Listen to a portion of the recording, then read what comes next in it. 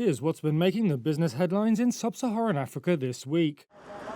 Zambia said on Monday that it had reached an agreement with a group of private creditors on restructuring $3 billion of its international bonds.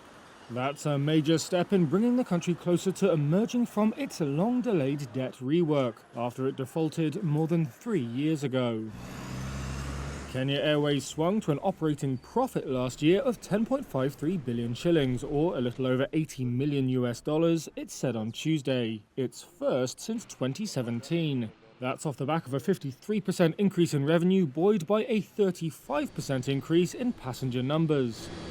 The carrier, one of Africa's 3 biggest, slid into insolvency in 2018 after an expansion drive left it hundreds of millions of dollars in debt. Nigeria is seeking an international arrest warrant after Binance's regional manager for Africa fled custody last week, officials said on Monday. Nigeria has also filed tax evasion charges against the cryptocurrency platform. Binance said it was aware that Nadeem Anjarwalla was no longer in Nigerian custody and was working with authorities to resolve the issue. The Commercial Bank of Ethiopia has said it has recovered more than 3/4 of the $14 million it lost when a software glitch earlier this month allowed customers to withdraw more funds than they held in their accounts. The bank's president said university students were largely responsible for what he called theft, and said the names of more than 500 people who are yet to return the money had been published.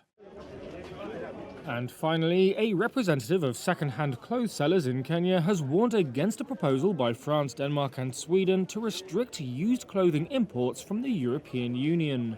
The EU says clothes exported into developing countries that cannot be resold often end up in dumps.